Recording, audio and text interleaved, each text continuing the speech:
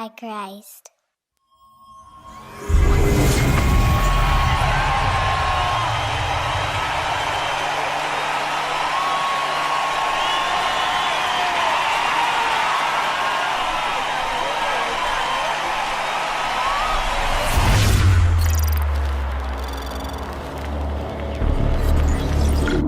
Você pode viajar por todo o mundo, mas existem poucos lugares fora da Itália, no planeta Terra, que você pode visualizar a imensa influência produzida pela Igreja Católica Romana, além da América do Sul.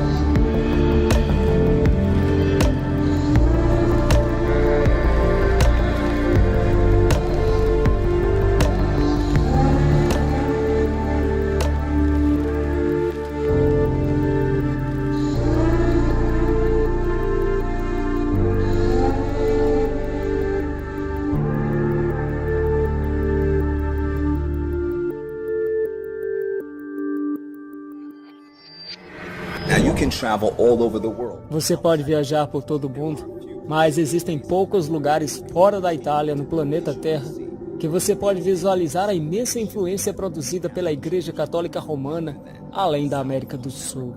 Porque na América do Sul, alguns dos capítulos mais sombrios da Igreja Católica foi escrita em sangue.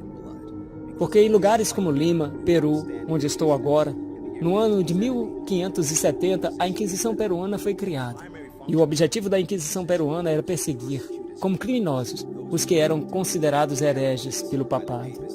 Em 9 de cada 10 casos, os hereges eram simplesmente os protestantes que acreditavam na Bíblia. Nesses lugares, as igrejas católicas não eram simplesmente para adoração, mas eram câmaras de tortura. Algumas das formas mais demoníacas de perseguição que a humanidade já viu.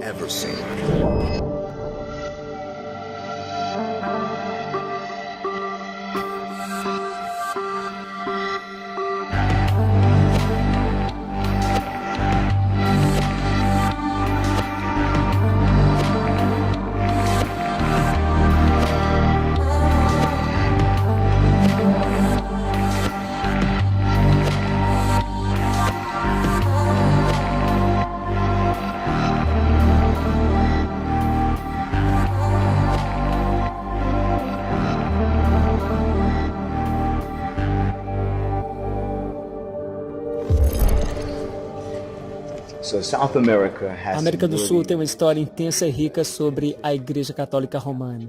O que você diria, pelo tempo que vive aqui, sobre essa influência única? Tendo crescido aqui, eu vi muita influência espanhola. Estive na Espanha e vi muitas coisas que eles levaram da América do Sul para a Espanha.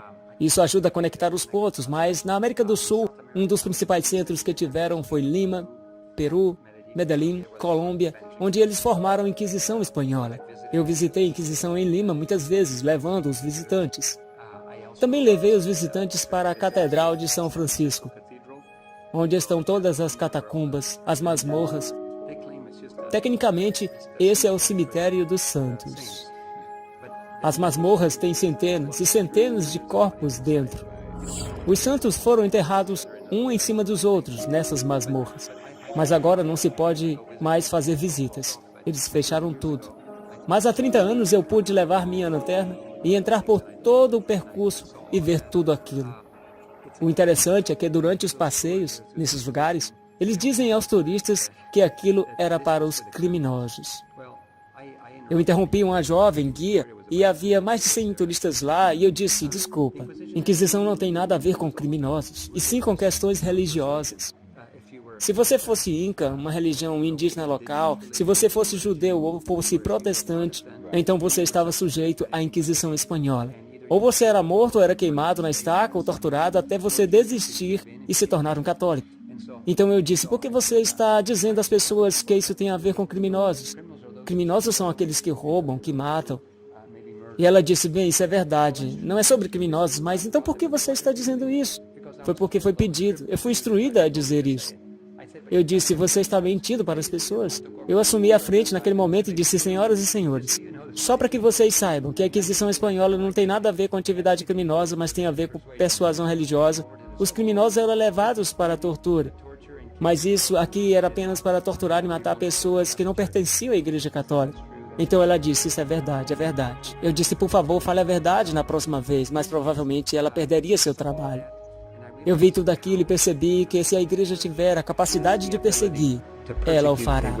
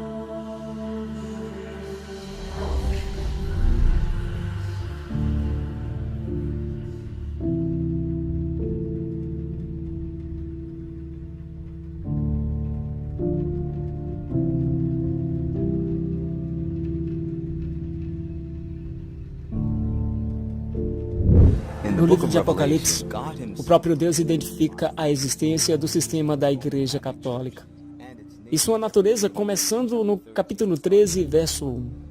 A Bíblia diz, eu, João, pus-me sobre a areia do mar, e vi sobre o mar uma besta que tinha 7 cabeças, 10 chifres, e sobre seus chifres 10 diademas, e sobre suas cabeças um monte de blasfêmia. Bem, besta nas profecias bíblicas é o símbolo de um reino. Essa informação é deixada clara no livro de Daniel 7, verso 2. A Bíblia diz, falou Daniel e disse, eu estava olhando na minha visão da noite, e eis que os 4 ventos do céu agitavam o mar grande, e 4 animais grandes, diferentes uns dos outros, subiam do mar. Então o verso 17 do mesmo capítulo, a Bíblia diz, estes grandes animais, que são 4 reis, que se levantarão da terra. Então o verso 23, a Bíblia diz, o 4º animal será o 4º reino na terra. Uma besta na profecia bíblica é símbolo de um reino.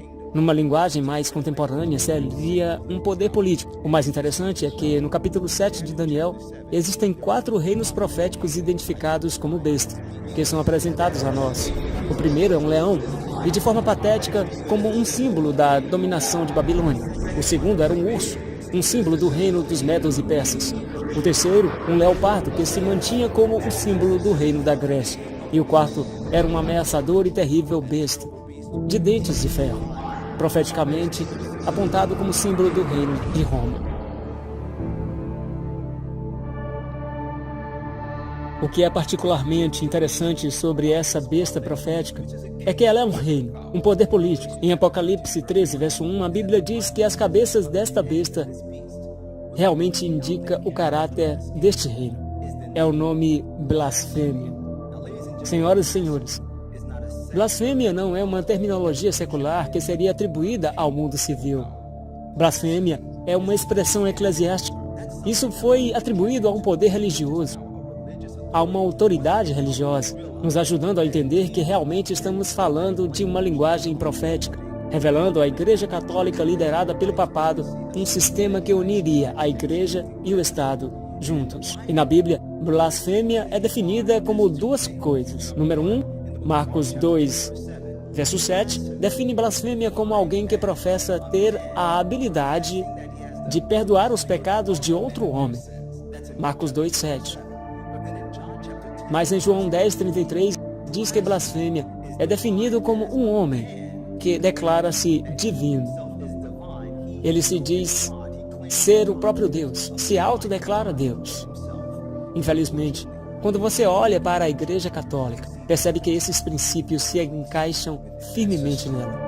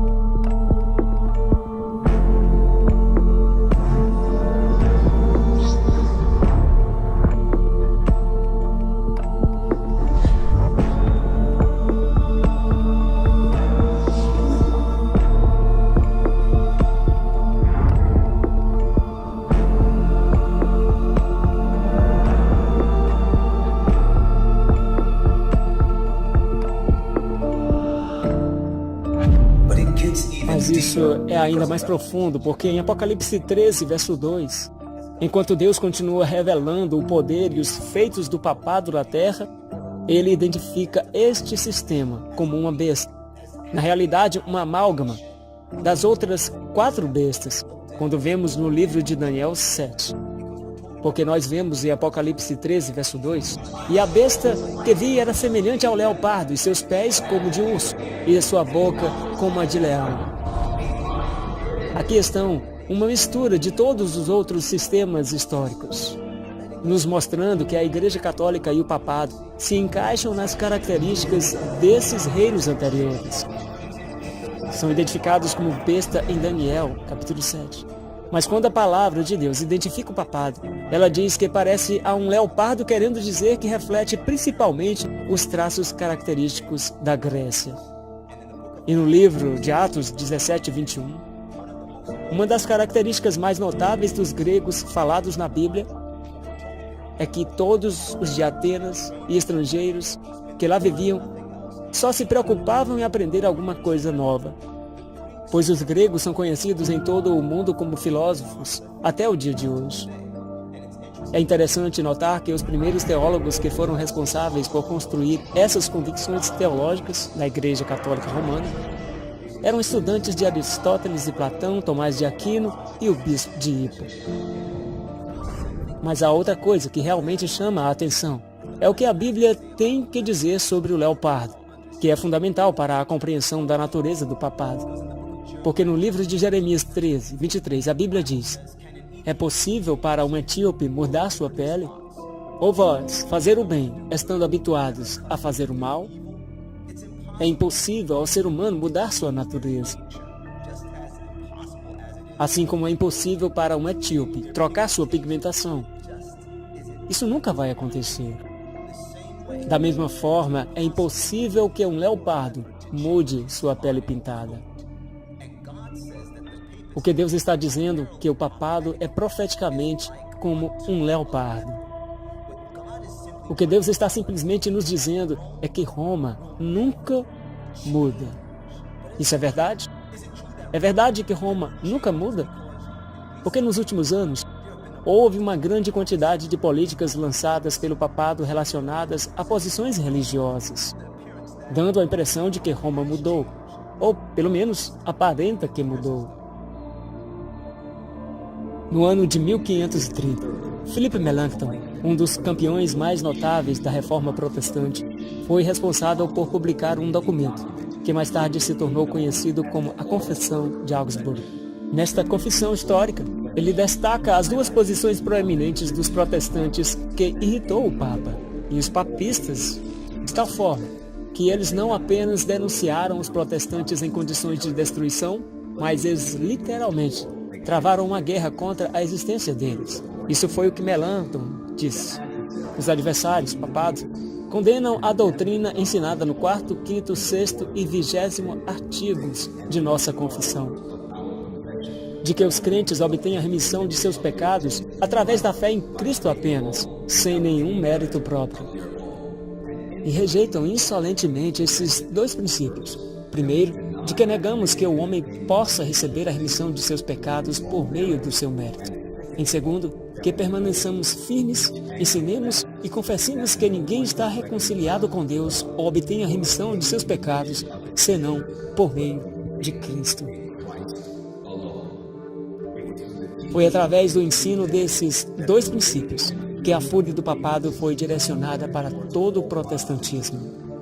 Porque através dessas doutrinas, o próprio núcleo da autoridade da Igreja Católica Romana foi desafiado.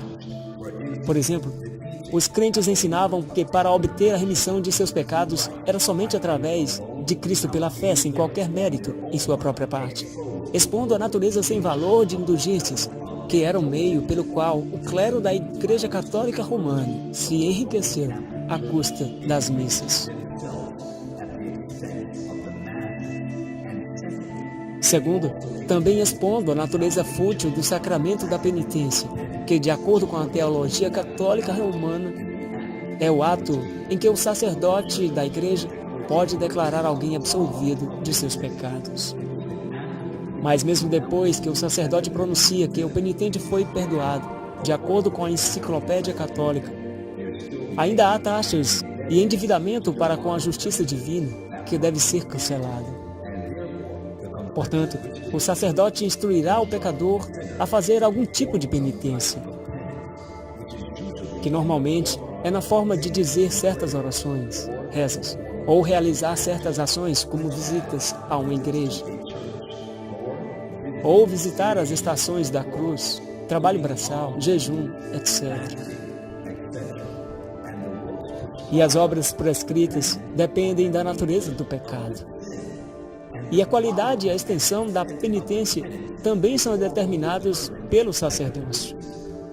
Muitas dessas penitências podem ser pagas no mesmo dia, mas em outros casos, para que esta pessoa tenha cancelado a sua dívida com Deus, eles devem fazer um tipo de trabalho que requer um longo período de tempo, o que é claramente um sistema de justificação baseado nos méritos das obras dos homens.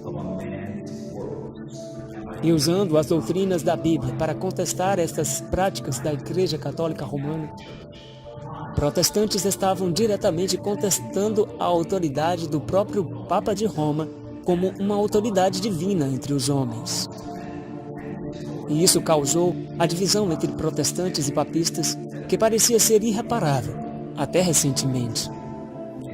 No ano de 1999, em 31 de outubro, o aniversário da Reforma Protestante em Augsburg, Alemanha, a Igreja Católica e a Federação Mundial Luterana assinaram uma declaração conjunta sobre a doutrina da justificação.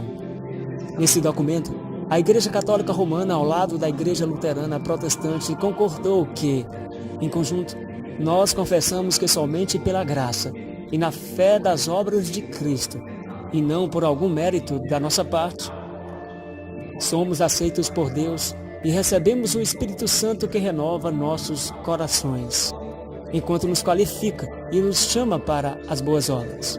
Essa declaração de fé representa a mudança mais radical na teologia católica romana que já foi vista desde o início da Igreja. Tão radical que, baseado na assinatura desse documento, aparentemente protestantes e católicos agora pensam da mesma forma. Tão parecidos que agora líderes protestantes proeminentes estão usando seus púlpitos e declarando aos seus membros que o protesto do protestantismo está oficialmente terminado. Você tem que admitir que, pelo menos superficialmente falando, o papado realmente evoluiu e parece que quer dar uma notícia de que Roma mudou. Ela passou por uma nova roupagem, mas a única razão pela qual você chegaria a esta conclusão é porque você está realmente falhando em considerar um aspecto muito importante da descrição desse sistema que Deus apresentou para nós no livro de Apocalipse, capítulo 13, verso 2. Sim, Deus primeiramente identifica o papado como um leopardo, mas ele também identifica esse sistema como aquele que fala como um leão. O mesmo tipo de leão que compõe a amálgama desse sistema apóstata, que nos foi apresentado no primeiro capítulo de Daniel 7. E falando sobre a boca desse leão, no capítulo 7 de Daniel, a Bíblia diz em Daniel 7,4, que o primeiro era como um leão, e tinha asas como de águia, e eu observei até que as suas asas foram arrancadas, e ele foi erguido do chão, de modo que levantou-se sobre 2 pés como um homem, e recebeu o coração de homem. Meus amigos, aquele leão do capítulo 7 de Daniel possui o coração de um homem. A Bíblia nos diz em Jeremias 17:9, que o coração do homem é enganoso, acima de todas as coisas, e desesperadamente perverso. Quem pode conhecê-lo? Nenhum homem pode realmente entender a profundidade da natureza enganosa do sistema satânico, conhecido como Igreja Católica Romana. Meus amigos, não importa o quanto você estude, somente Deus pode te dar uma visão da natureza decrépita desse sistema satânico. Porque Jesus nos diz no livro de Mateus, capítulo 12, 34, que a boca fala do que está cheio o coração. O papado sempre dirá coisas bonitas e sempre se apresentam como humilde, manso e humanitário. Mas não podemos somente observar o que o papado diz. Temos que olhar o que o papado e seus papas fazem. No dia 21 de novembro de 2016, 7 anos depois de assinar a Declaração Conjunta da Doutrina de Justificação por católicos e protestantes, o jornal Washington Post deu a notícia de que o Papa Francisco dá aos sacerdotes a permissão para perdoarem o grave pecado do aborto. Antes do ano da misericórdia, aborto era uma classe de pecado considerado crime, que requeria uma autoridade mais elevada do que um padre para perdoá-lo. Uma mulher teria que confessar seu pecado para um bispo, ao invés de confessá-lo para um padre. Mas no domingo antes da liberação deste artigo, o Papa Francisco anunciou que qualquer padre católico pode conceder perdão a uma mulher que teve um aborto. Naturalmente, uma flagrante blasfêmia, porque no livro de Marcos, capítulo 2, verso 7, a Bíblia diz claramente: porque esse homem fala blasfêmia. Quem pode perdoar pecados senão o próprio Deus? Este mesmo ato de blasfêmia é suficiente para desmascarar a verdadeira natureza do papado. Mas há mais. Por exemplo, em 11 de junho de 2017, a AP News publicou um artigo intitulado Papa aos sacerdotes nigerianos: você será demitido se você não obedecer. O artigo começa com o Papa Francisco dando um ultimato aos padres nigerianos: perderão seus trabalhos se não me obedecerem. Ele exigiu que cada sacerdote na diocese pedisse perdão e claramente manifestasse a obediência total ao Papa. Também deve aceitar o bispo escolhido por Roma. Se dentro de um mês esses sacerdotes não fizerem assim, seriam suspensos da celebração dos sacramentos e perderiam seu cargo atual, advertiu o Papa Francisco. Essas coisas da parte do Papa revelam uma contradição infalível sobre o que Roma diz e o que realmente faz. Porque não é só um ato de blasfêmia para um homem ordenar a outros homens ceder sua consciência em obediência absoluta, que é um direito reservado para Deus, e Deus somente. Mas a razão pela qual o Papa ameaçou os sacerdotes nigerianos com o castigo de não participar da celebração dos sacramentos é porque, na teologia católica, se você não participar dos sacramentos, você não pode fazer parte do reino dos céus. o que expõe o fato de que, embora a Igreja Católica tenha assinado uma confissão conjunta com os protestantes em 1999, confessando que eles acreditam que a aceitação com Deus é baseada na fé em Cristo apenas, na prática, eles demonstram que ainda mantêm a ideia falsa de que a aceitação com Deus é baseada em ser aceita pela chamada Igreja Romana Santa e o próprio Papa de Roma.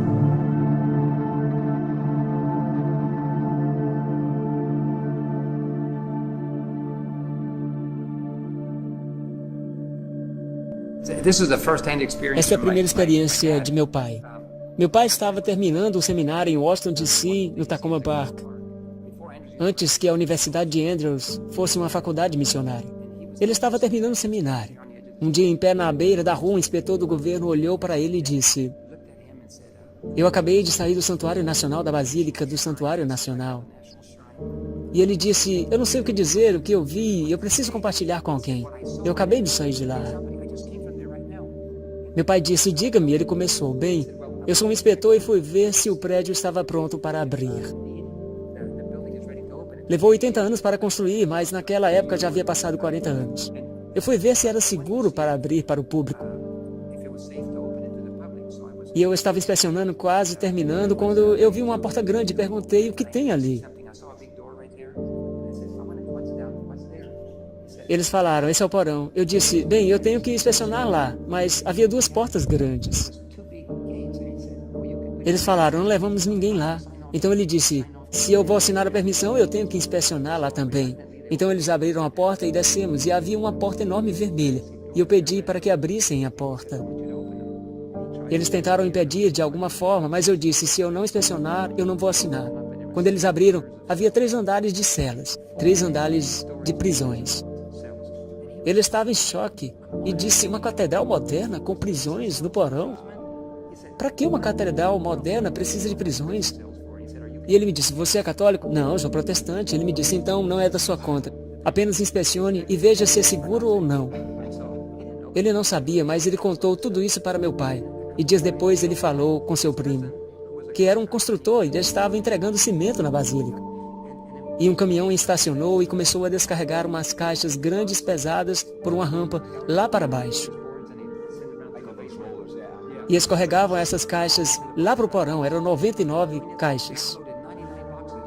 Supostamente era para ser cimento nas caixas, mas quando descarregaram a última caixa, ela caiu e quebrou aos seus pés. E havia armas dentro da caixa. Essas são as 2 histórias que eu ouvi da minha família sobre as armas e as prisões nessa basílica. Eu sempre ouvi essa história de meu pai, e quando eu estava com 19 anos, me formando no College Academy, nós decidimos fazer uma viagem de formandos para Washington, D.C. Nessa época, eu nem lembrava mais daquela história. Mas quando chegamos lá, visitamos vários lugares em Washington, tem muitas coisas para visitar lá, museus, etc. Mas um dia ficamos no hotel e estávamos assistindo Os Homens do Presidente, que é a história do Watergate, o escândalo com Richard Nixon e sobre toda aquela investigação. Então eu disse: "Pessoal, amanhã nós iremos para o Santuário Nacional aqui em Washington." Eu contei a história para eles e falei: "Vocês querem investigar?" Ainda não terminaram de construir, começaram 40 anos, aliás, há 20, pois eu estava com 19 anos. Eu era um bebê quando começaram, quase 40 anos até aquele momento. Eles falaram: "Sim, sim." Então fomos como turistas. A guia começou a mostrar: "Essa é a sala tal, aquela é a sala de oração", e continuou. Estávamos disfarçando, tentando ficar para trás e escapar, mas ela tinha olhos de águia. Ela chamava nossa atenção toda vez que tentávamos escapar, então tivemos que ser mais espertos. Havia cortinas penduradas nas paredes e quando ela olhou para a frente, nós nos escondemos atrás das cortinas.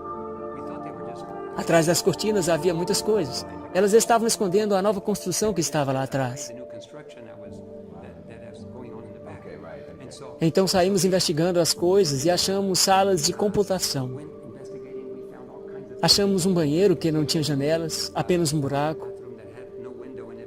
Como estudávamos físicas, jogamos uma pedra e calculamos que havia 60 metros de profundidade aproximadamente.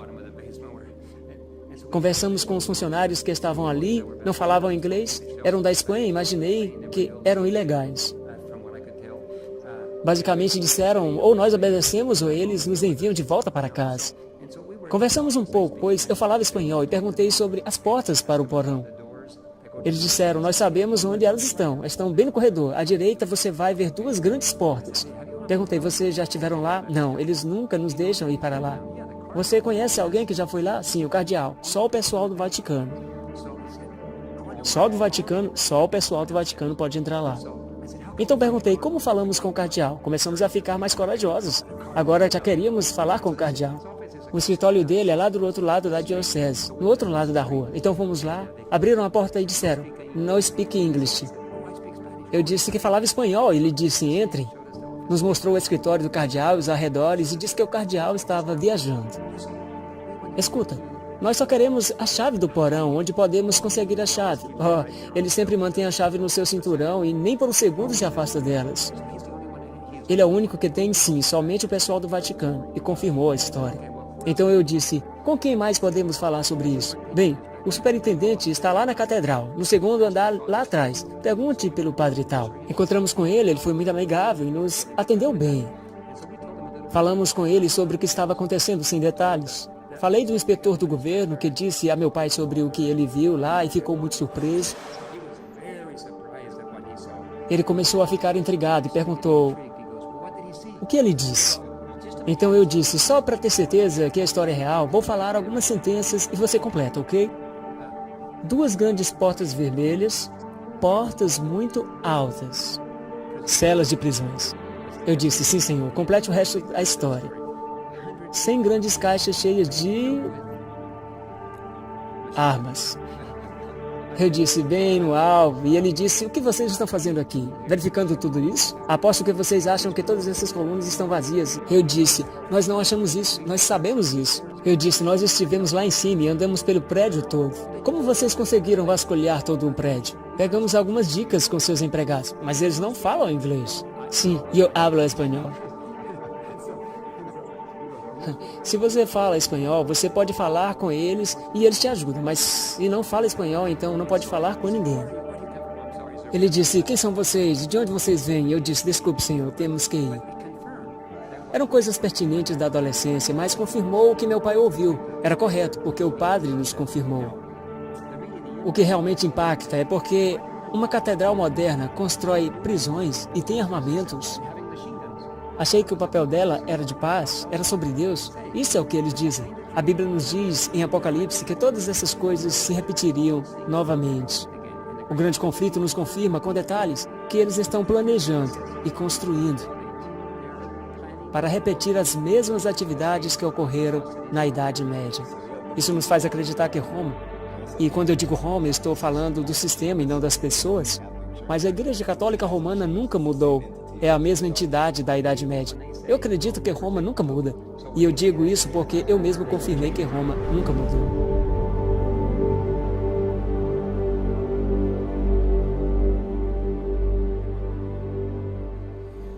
É como eu disse. Você não pode ouvir o que o papado e os seus papas dizem. Você deve observar. E observar de perto o que o papado e os papas fazem. Porque Deus já nos advertiu que o Papa falaria de paz, mas na realidade quer dizer destruição.